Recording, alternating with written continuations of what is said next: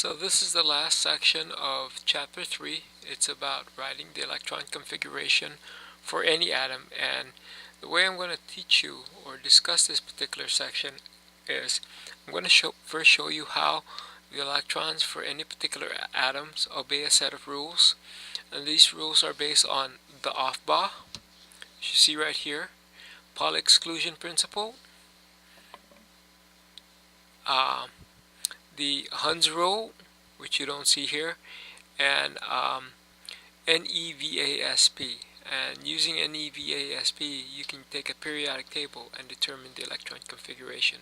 You don't have to memorize the filling order. So that's what this particular chapter is about. So in terms of the electron configuration, how are the electrons of an atom arranged in the atom? And we saw a little bit of that from last section. What are the shells and orbitals, and how is it arranged outside the nuclei of an atom? How is the electron arranged likened to that of a hotel room? And what is the importance of the valence electrons, and how do these electrons influence chemistry? So these are just some of the questions that you should be able to answer after this particular section of chapter 3. So let's place the electrons in orbitals to complete the electron configuration. In the modern theory of the hydrogen atom, or any one electron ion, all subshells with the same principal quantum number n have the same energy. Theory tells us, however, that in atoms containing more than one electron, the repulsive interactions of the electrons with one another cause subshells of the same principal quantum number to differ in energy. The one electron in the hydrogen atom, in its lowest energy, or ground state, occupies the 1s orbital. In helium atomic number 2, there are 2 electrons. Where does the second electron go? The first rule is that electrons occupy the lowest available orbital. The second rule follows from the Pauli exclusion principle. Any orbital can hold at most 2 electrons of opposite spin. These rules tell us that in helium both electrons occupy the 1s atomic orbital. With increasing atomic number, the electrons occupy orbitals of increasing energy. With carbon, we encounter a new question. Because there are 3 degenerate 2p orbitals, that is, orbitals of equal energy, Hund's rule tells us that with 2 or more orbitals of the same energy, we should place electrons singly in each, with parallel spins until all are half full. With nitrogen, we arrive at a half-filled subshell. A half-filled subshell is associated with special stability. As we come to oxygen, having used up all the vacant 2p orbitals, we must pair electrons. With neon, we come to the end of the first row of the periodic table, and the stable octet of electrons in the outermost shell. So that just gives you a glimpse of electron configuration for the first 2 periods in the periodic table up to nitrogen. In this particular section, we're going to see the details of electron configuration. So I think we talked about this last time, and here you can see a depiction of maybe how you would visualize an atom. It's got the nucleus, and then the first shell shown here in yellow, the second shell in purple, third shell in lavender, and then the fourth shell in black. And if we blow up the different shells and investigate further, then this is what it looks like. The first shell is n equals 1. Again, n represents the principal quantum number. Remember that quantum numbers are the result of quantum mechanics and the theory of quantum mechanics in making sense of very, very small particles. So the first shell, first meaning 1, principal quantum number of 1. This is the second principal quantum number, the second shell. And in the second shell, what you have is these orbitals that look spherical, and these orbitals that looks like figure 8. This is called the S, this is called the P. And there are 3 p orbitals. They're called suborbitals. on the third, that's going to be bigger, and so what you have is three type of orbitals: an S, a P right here, and then the D. There are five sub D orbitals. These are it right here. You can look at the names in your book, but there are five. Each of these house two electrons with opposite spin.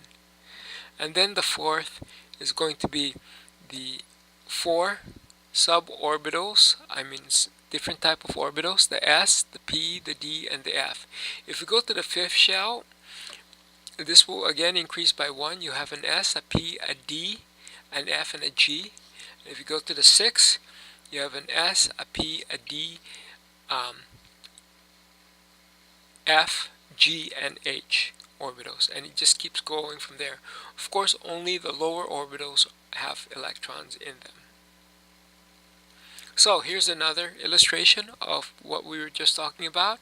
Here it's showing you the principal quantum number, and that represents the number of shells. It goes from 1 to infinity. Each atom has infinite number of shells. As you go further out, these shells become closer and closer and closer together. It's called the continuum.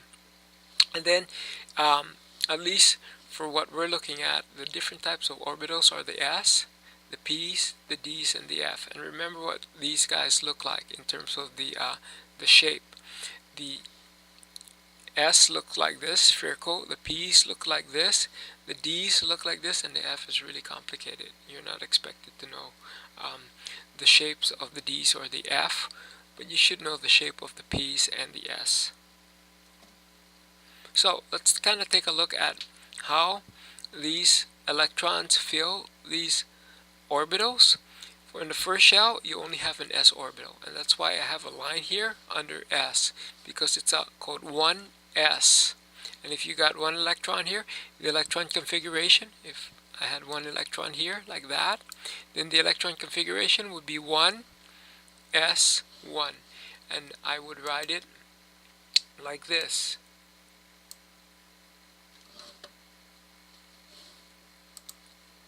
1s1. The 1 here represents the number of electrons. The 1 here represents the principal quantum shell, and the s here represents the type of orbital. So this, with its one electron, would be 1s1. If there was two electrons here, then I would write that as 1s2. And now we're in the second shell, because you can at most fit 2 electrons in the first orbital. The second orbital, you can fit 2 electrons here, and that electron configuration right there would be 1s2, and then 2. Remember, the 2 here represents the fact that this is the second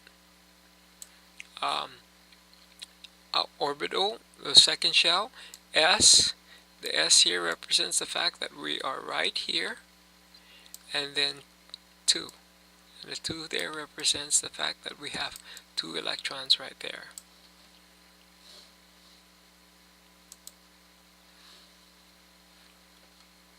So as you go further, then it sort of builds up. You have an S, a P, and a D orbital on the third shell. You have a S, a P, a D, and an F orbital in the fourth shell, and then you have an S, a P, a D, an F, and then I don't have here an a G orbital in the fifth. And the reason why I don't have it here is because none of our atoms that we know of today have electrons in the G shell. We don't have that many atoms. I think known to date we have about 118, and that list tends to grow every 3 or 4 years as new elements are discovered. So this is the electron configuration. It's another way of looking at electron configuration for the first 10 elements. Hydrogen has 1 electron. It's got 1 proton. So it's got 1 electron. This is a neutral atom, 1s1. This is the way we depict it. We use the box to represent the orbital. The S, there's only 1 type. The P, there are 3 types. and these are px, py, and pz. And here it's sort of put together in overlapping fashion. Helium has 2. That's where you see it right here, 2 electrons. Lithium has 3. You first put 2 in the s, and then you're forced to go to the second orbital. So it's 1s2 right here, opposite spin, remember, 2s1. No 2 atoms can have the same set of address. In other words, if I had helium 1s2 and I drew the electron configuration of helium that looked like this, where the second electron had the same spin as the first, that right there is a violation of the Pauli exclusion principle. And Pauli exclusion principle says no 2 electrons in an atom will have the same set of quantum numbers. The quantum numbers here is that this electron, or the address of this electron, is the first orbital. It's the s orbital, and it has a magnetic spin of plus 1/2.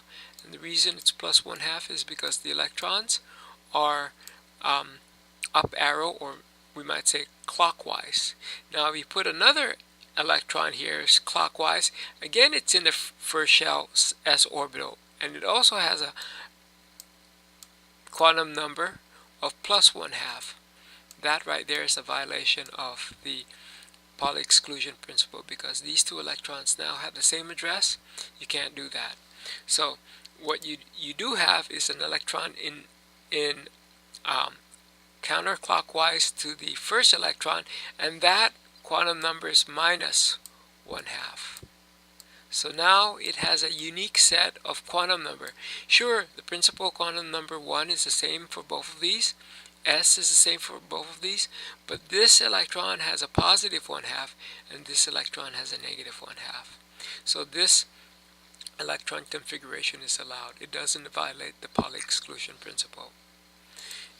For lithium, the third, what you have here is 3 electrons. You can't put the third electron here. It can't fit it. Again, you violate the Pauli exclusion principle. These 2 electrons right here, if you didn't put that here, you left it in the first orbital, would have the same set of quantum numbers. So that's not allowed. So you can see that lithium has 1 unpaired electron, the same as hydrogen. And if you think about it, let me just show you a periodic table real quick, because I want to show you that there's a organization to this madness. Hydrogen has 1 electron, lithium has 1 electron, and if you look at a periodic table, let me show you that. If you go to my website and you go to fog links, you get to this resource page, and if you go to periodic table right here, you want to go to something called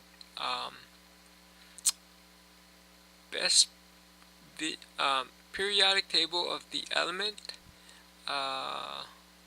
right here. I think we want to use the interactive periodic table of the elements, that one right there. So let this load. And so what you see here is that hydrogen and lithium are both in the same column. We say that they're both in the same family. And the reason why they're in the same family, or we call it the same family, is because the very last electrons in the outermost shell, called the valence shell, there's 1 of them. See how hydrogen has 1 right here? Lithium has 1 right here. Sodium has 1 right there. Potassium has 1 right there. The valence electrons for all these elements in the family are identical. So that's what gives them similar chemical behavior. If you look at carbon, the very last electrons, 4, right here. Silicon, 4. Germanium, 4. Tin, 4. Again, that's a family. If you look at the oxygen, 6. 6, 6.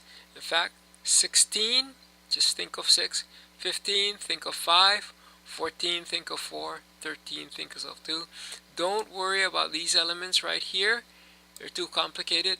But these elements here, the first 2, and then the last 6 are called representative element. If you just look at the very top, it'll tell you the number of electrons in the valence shell. This would have 8. Take 18 and subtract 10. This would have 7. Take 17 and minus 10. This would have 3. Take 13 and minus 10. This of course has 2 and this has 1. So just trying to help you correlate the fact that there is a madness, a sense of organization to all this madness that you see. And here's the electron configuration again for hydrogen, helium. Beryllium has 2. Boron, now you're forced to go to the p orbital. It's still in the second shell. And let me tell you about these elements right here.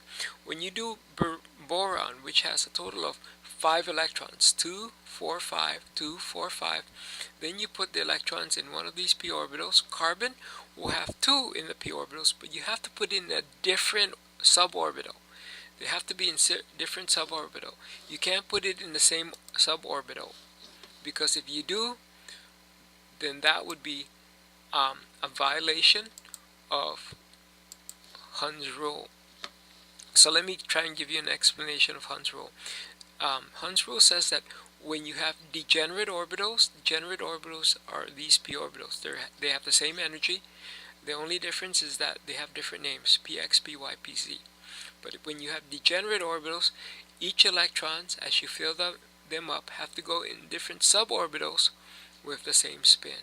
So for carbon, you can't do this. You can't do this. Okay? If you did this, get my pen. Sorry. If you did this, that not only violates Pauli exclusion, that also violates Hund's rule. If you did this, okay, let's say that this is not there. If you did this, that doesn't violate Pauli exclusion, but that definitely violate Hund's rule. If you did this, let's not worry about that. If you did this, again, that violate Hund's rule because they're not going in with parallel spin. You can do this, however.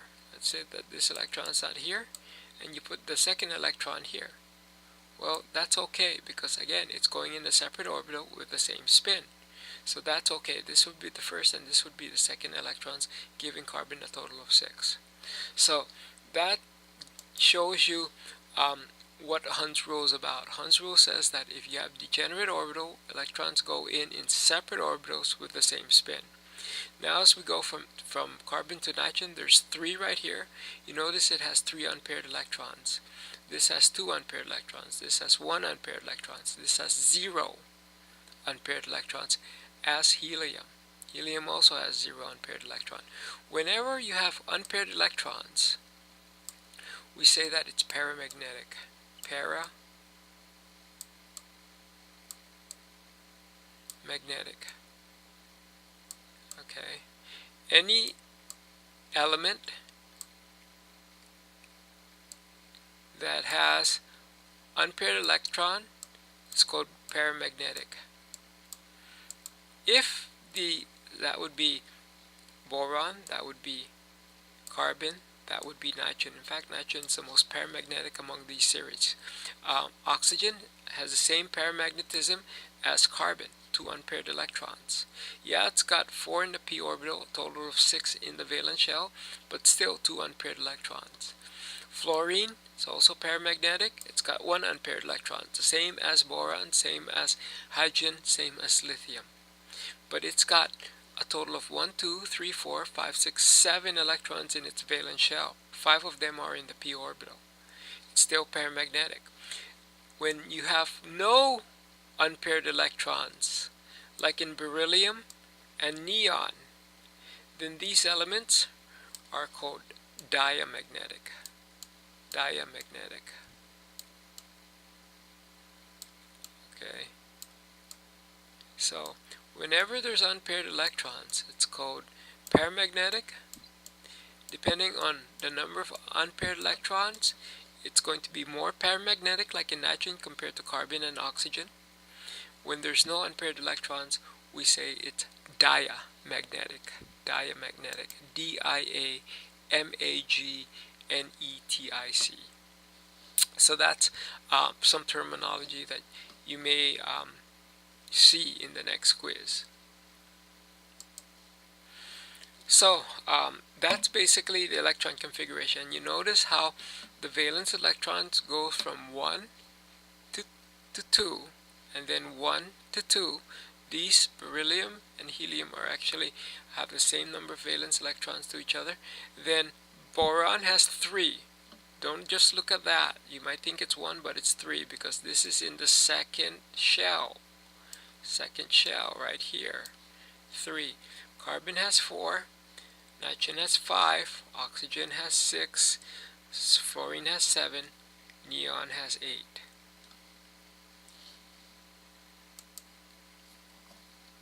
So, this is what it might look like for hydrogen again. For helium, again, we don't want to violate Pauli exclusion. This is what it would look like in this type of diagram. Hydrogen, helium. And then if we look at lithium, it's got 3. You can see how that works out. And if we want to look at the orbitals, it certainly looks like that.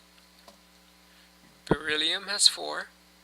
And in terms of this diagram, it would look like this. That would be hydrogen, that would be helium, that would be lithium, right there, 1 electron. Now you notice how I make this an upside down arrow and this a right side up arrow? It doesn't really matter. Okay, the fact of the matter is that I can make it upside down or right side up as long as the next one is opposite. So that's lithium.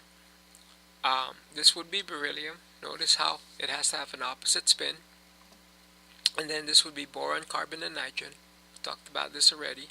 Notice that Hund's rule comes into play when you start filling the p orbital, because you can put the next electrons here, or you can give it an opposite spin, and that would be violation of Hund's rule. And then this just shows you that nitrogen is the most paramagnetic. Carbon's also paramagnetic, and boron's also paramagnetic, but nitrogen is the most paramagnetic among the 3. And this is what it looks like again using this diagram. See how it goes in with the same spin but different suborbitals. And then in oxygen, you're forced to pair it up. And when you do pair it up, it has to have opposite spin. So let's take a look at that. What you have here is hydrogen, helium, lithium, beryllium, boron, carbon, nitrogen, oxygen. Total of 4, 5, 6 electrons in its valence shell. That would be fluorine right there, and then finally helium. You can see why helium is such a stable element. All the orbitals are full. They all have 2 electrons in them. There's no space left. In fluorine, you have, just show you this. In fluorine, you have 1 space. That's why fluorine tends to be a negative 1 anion in its common charge, because by picking up 1 more electron in its chemistry, in its reaction, it will have the same number of electrons as a noble gas. And that's the driving force for a lot of this chemical reaction. Elements are going to barter electrons with each other. They're going to transfer, they're going to steal, they're going to share electrons so that they have the same number of electrons as a noble gas, the closest noble gas. That's what chemistry is about. So fluorine wants the same number of electrons as neon. Oxygen is 2 electrons removed. It will pick up 2 more electrons. That's why oxygen is negative 2. Okay, so that's how you would pretty much do electron configuration if you were to fill that diagram that I had. But the best way to do electron configuration really is to understand the periodic table. Because if you understand the periodic table, then you could just write the electron configuration based on the way the elements are arranged in the periodic table. So let me just remind you what the periodic table contains. The symbol here is the identity of the element. The 4 tells you that period is where the valence electrons are, the 4th shell. 5 tells you that the valence shell is in the 5th that fifth period, the valence shell for these elements is the fifth. Here 6, the valence shell is the 6. Now this is family. Across this period, up and down is family or column. The 1 or the 1A tells you there are 1 electrons in the outermost shell, in the valence shell. Notice this is 1, 2, 3, 4, because that's the period that goes across. This is the first period, this is the second period, third period. This is the second group, or the 2A family, 2 electrons in the valence shell. We won't really work. That's the boron. If you go across that sea of what we call transition metal, the next series of element is boron, fluorine, helium, and so that's what these things look like in terms of the family. There's 3 electrons in boron, 2 in the S, 1 in the P, 2 in the S, 1 in the P for aluminum, 2 in the S, 1 in the P for gallium. Here there are 80 electrons in the valence shell for neon, 2 in the S, 6 in the P. Again, this 8 tells you the number of valence electrons. Now here's an illustration of the periodic table color-coded for you. The reason why it's color-coded is because I want to show you the box. See these 2 first column? That's what we call the S block. Why is it called the S block? Because the very last electrons that go into these elements go into the S orbital. This is called the D block in green. Why? Because the very last electrons that go into these elements are going to the D orbital. This is called the P block. The very last electrons, with the exception of helium of course, are going in the P orbital, and this is called the F block, because the very last electrons that are going into these elements are in the F orbital. Notice there are no G blocks. We don't have elements that fill G orbitals, only up to F. So again, the S, the P, the D, and the F. Now why am I showing you this? Because this is the best way to do electron configuration, and you won't even have to worry about memorizing that diagram that I showed you earlier. Also notice that I have 1 through 7 right here. That's the period. That's where the valence electrons are found. The valence electrons for all these elements over here are in the 5th shell. Valence electrons for all these elements over here are in the 6th shell. So let's consider the electron configuration for sulfur. Sulfur is right here, okay? And what I want you to look for as we do the electron configuration using the periodic table are these right here, NeVAsP. What does NeVAsP mean? Well, Ne tells you the number of electrons, the total number of electrons. If you take a look at sulfur, you'll see that sulfur has an atomic number of, I believe, 32. Okay? 16. So that's the number of electrons that sulfur should have, 16. This right here would be 16. That's the atomic number. Look it up in your periodic table. So the total number of electrons for sulfur is 16. Valence electrons, easy. Valence electron for sulfur is shown right here, 6. So that's 6 right there. The shell of the valence electron, that's right here, that's 3. And the previous noble gas, that's kind of tricky. This is where sulfur is. The closest noble gas is argon, but the previous noble gas means you go backwards to neon. Okay, you go backwards to neon. So neon is the previous noble gas. If you have this information for any element in which you're doing electron configuration, you can do the electron configuration without thinking of the diagram that I showed you earlier. Let me illustrate. Sulfur has 16 electrons, so we're going to have to account for 16 electrons in our electron configuration for sulfur. The way we do it is we write S representing the element, and we write a bracket. Okay, and electron configuration for sulfur. It's going to have 16. So we look at sulfur, and the first thing we write is neon. Why neon? Because the only electrons that are important for any element is the valence electrons. So what we want to do is represent the core electrons, those electrons that are not in the valence shell, by the noble gas. That neon represents 10 electrons.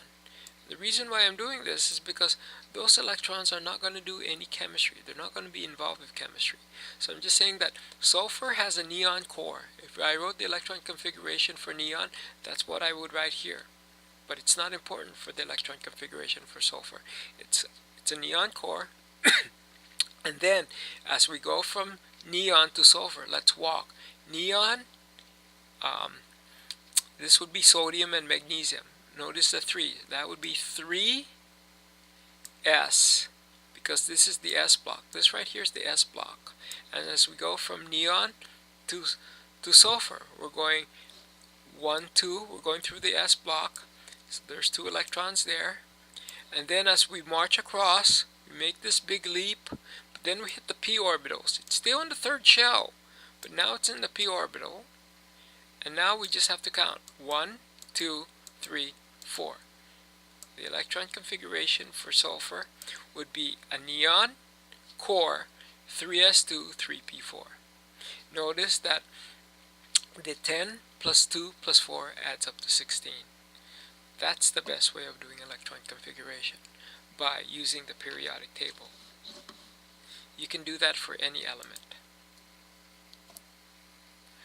Here it is again. Okay, 16. Valence shell, 6.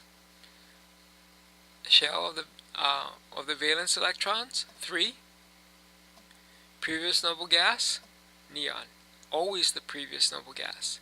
Then we put it all together. Sulfur is neon, which represents 10. 3s2. Notice it's in the 3rd period here. That's why we have that 3 right there. 3s2, because we're going through the S block. And then we hit the P block. That's why we have 3p4.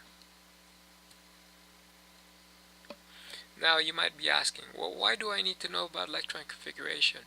Because it's the electrons responsible for chemistry. And if you want to know how atoms come together and why that formula is such, you need to know about valence electrons.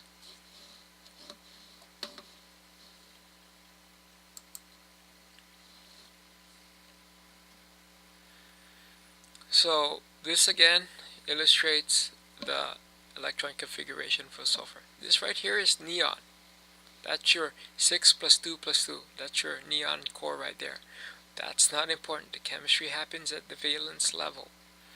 And you can see that now when we talk about 3s2, 3p4, same as oxygen. Oxygen has 6 valence electrons, sulfur has 6 valence electrons. Oxygen has 2 unpaired electrons, sulfur has 2 unpaired electrons. So that's how we would do the electron configuration using the periodic table. Okay, let's do scandium. If you do scandium, okay, this is what it would look like. It would be argon 4s2 3d1. But if we use the periodic table, okay, scandium would be right here. And so the total number of electrons for scandium, I believe, is 21. So we have to account for 21 electrons. The previous noble gas is argon, so we would write argon. That would account for 18 of the 18 electron. And then as we walk from argon to scandium, we go through the s orbital, but we're in the 4th shell. So it's 4s2. That would count for 18, 19, 20. And then you see how we have now the transition metals. And I told you that was the D block, but it's kind of tricky. Even though this is in the 4th period, this is the 3D orbital. So you just have to know that once we go from the S to the D, it's got to be one lower than your principal quantum number. It's 3D1. 3D1. And so that would be the electron configuration for scandium. Titanium would be argon 4s2, 3d2. Vanadium would be argon 4s2, 3d3. Chromium is interesting. The reason why chromium takes one of the s orbitals and promotes it is because by having the d orbitals half filled, you give chromium added stability. I don't know if you noticed, but in that video that showed the electron configuration earlier, it says that whenever an element can be half filled in its electron configuration or completely filled, like in copper, then it will do so. And sometimes it sacrifices an electron from the s orbital. So that's what you see. The chromium and copper have anomalous, weird electron configuration because these elements want their d orbitals to be either half filled or completely filled. Okay, this is the electron configuration for tin. Okay, that's the noble gas core, and then if we work our way across for tin, you're going to put 2 electrons in the fourth. Look at the periodic table. Okay, you're going to put 6 electrons in the P, and that's the electron. That's in the that's the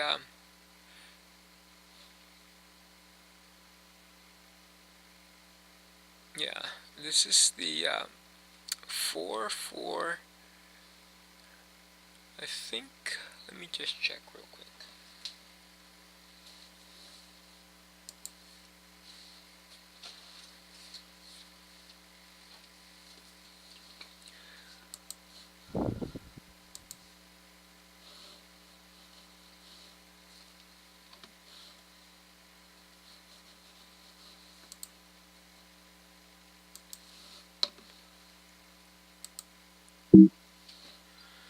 So what you have, I apologize for this line because I had to pause the video.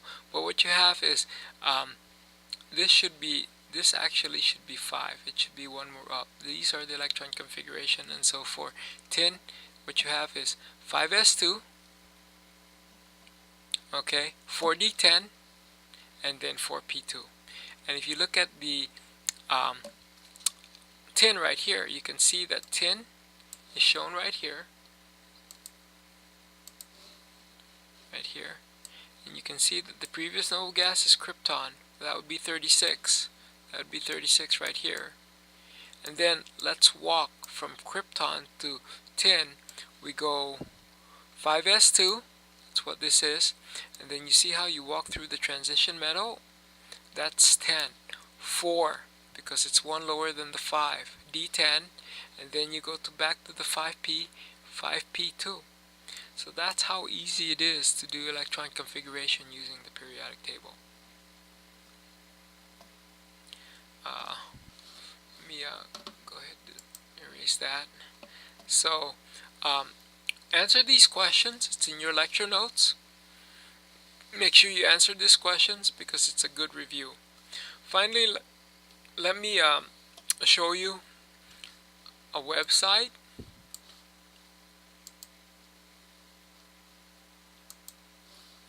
Again, it's the website that I have on my home page. It's this one right here. Where do you find it? Again, go to my web page, go to this thing called Fog Links, click on Fog Links. You'll see periodic table right here. Click on I believe it's the interactive periodic table, and when you are here, you can look at the electron configurations for each element. It tells you the atomic number, tells you the symbol, gives you the name, atomic mass right here, 2, 8, 14, 2. That's the number of electrons in the different orbitals for iron. 2 electrons in the first, 8 electrons in the second, 14 electrons, and third, okay, and 2 electrons in the fourth. So that's basically the electron configuration for iron. If you want to see better illustration, this is what it looks like. Go over here to orbitals.